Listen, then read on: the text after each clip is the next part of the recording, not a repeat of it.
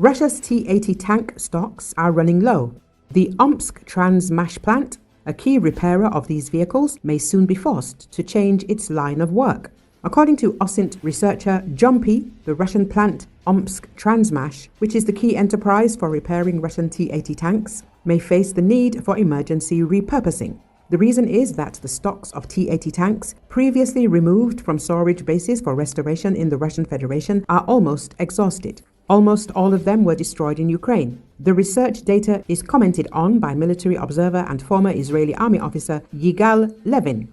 The latest satellite images of the plant, taken 3 months ago, indicate that all the vehicles awaiting repairs should have been restored by now.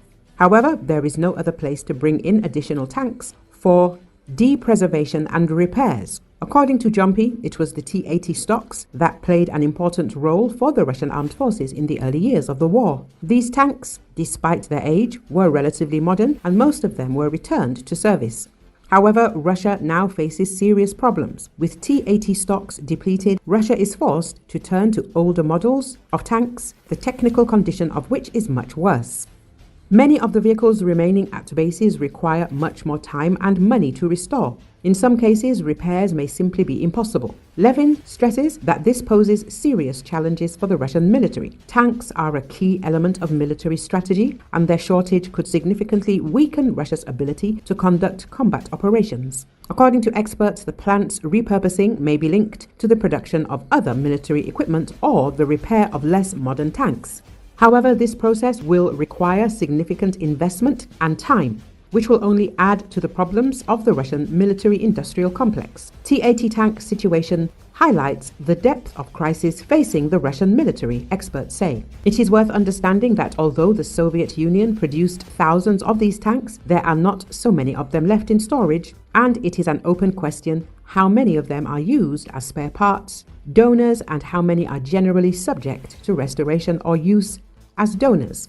The OSINT researcher Hi_Mazd conducted a study of the stocks of relatively modern Soviet T-80U and T-80UD tanks, which were in service with the 4th Tank Division.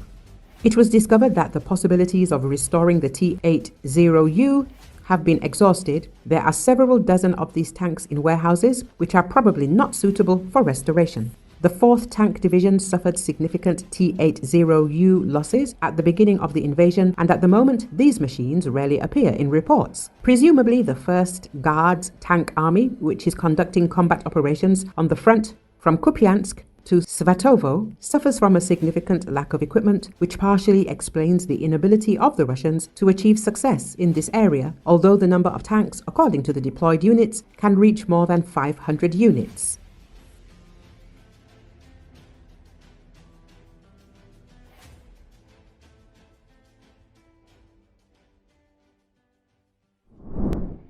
The U.S. has sent 1,100 troops to Syria for shorter durations due to the threats, Pentagon Press Secretary Major General Patrick Ryder said on Monday. Ryder acknowledged that overall, the numbers of U.S. troops in Syria have increased over time as the threat has increased to baseline forces. In addition to the approximately 900 baseline troops, there are also nearly 1,100 U.S. military personnel in Syria that deploy for shorter durations as temporary enablers in support of force protection, transportation, maintenance, or other emerging operational requirements, Ryder explained. The official added that the number of additional U.S. forces have changed in the recent years based on mission needs but in general have increased over time as the threat has increased to baseline forces. Meanwhile, video footage shared on X social media platform purportedly showed U.S. armored vehicles entering the Syrian city of Ain al-Arab, which is under the control of Kurdish militias. Pentagon had not revealed the number of troops deployed in Syria in order not to anger neighboring allies, particularly Iraq, CNN reported, citing sources familiar with the matter.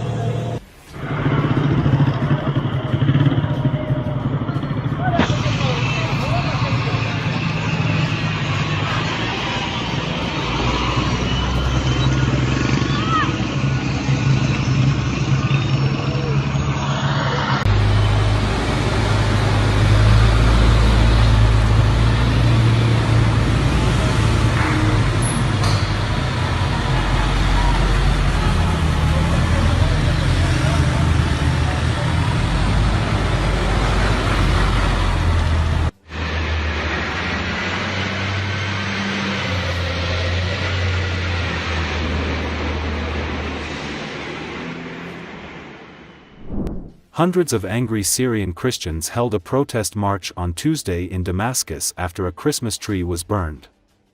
The protesters, holding a cross, marched through the Bab Toma Christian neighborhood in downtown Damascus to a church. They chanted pro-Christian prayers over the burning of a Christmas tree in Hama province in central Syria. A video that was circulated on social media showed two masked men setting a Christmas tree on fire in Suqulbaya. Protester Elias Haidar said the protest was to express their anger against the burning of the tree. The rebel group HTS, which led the offensive that ousted Bashar Assad, has promised to protect minorities in Syria and the freedom of religion.